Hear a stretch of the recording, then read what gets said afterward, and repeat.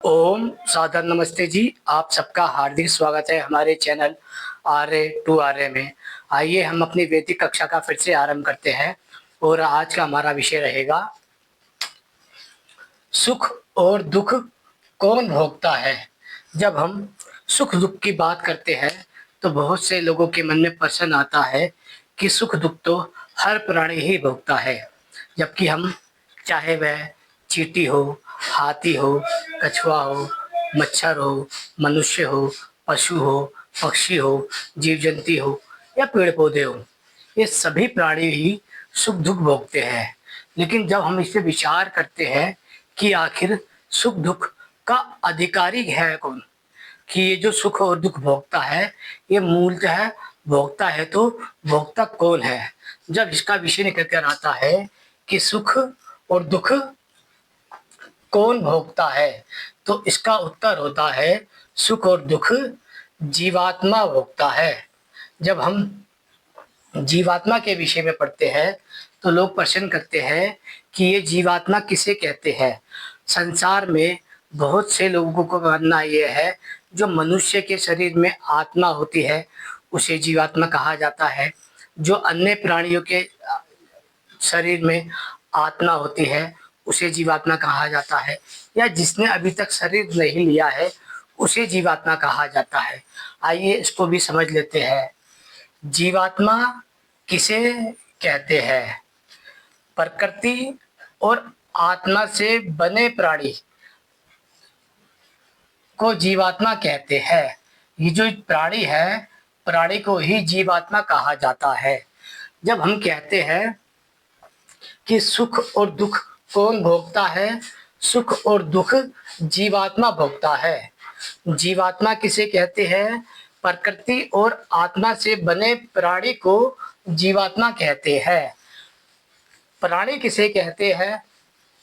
जो प्राण को भीतर और बाहर पकड़ने और छोड़ने का सामर्थ्य रखता हो उसे प्राणी कहते हैं। इसका अर्थ है कि प्राणियों में वह सभी लोग आ जाते हैं जो मनुष्य है, पशु है, पक्षी है, जीव है, जंतु है, कीट है, पतंगे है, पेड़ पौधे है और वनस्पति है। इन सभी की गिनती प्राणियों में इसलिए की जाती है क्योंकि इनके अंदर वायु को ग्रहण करने यानी कि श्वास को लेने और श्वास को छोड़ने के जो यंत्र है वह उपस्थित होते हैं। इसलिए पेड़ पौधे भी ऑक्सीजन लेते हैं और कार्बन डाइऑक्साइड छोड़ते हैं। उसी प्रकार मनुष्य भी सांस लेता है और सांस छोड़ता है। ऐसे ही अन्य प्राणी भी करते हैं। लेकिन जब हम बात करते हैं कि हम प्राण किसे कहते हैं, प्राण कहते हैं शरीर से वायु को पकड़ना और उसे छोड़ने की जो प्रक्रिया होती है हमारे शरीर में, उसे ही प्राण कहा जाता है। अब प्रश्नकर्ता पूछता है फिर से, क्या केवल आत्मा सुख और दुख भोग सकती है? यानी कि जो आत्मा है जिसने अभी तक कोई शरीर धारण नहीं किया हुआ है, क्या वह सुख और दुख भोग सकती है? तो इसका उत्तर है नहीं। आत्मा सुख और दुख नहीं भोग सकती।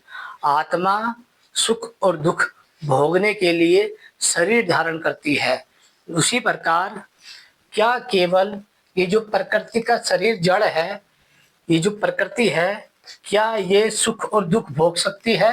तो इसका उत्तर भी है नहीं, कि केवल प्रकृति भी सुख और दुख नहीं भोग सकती।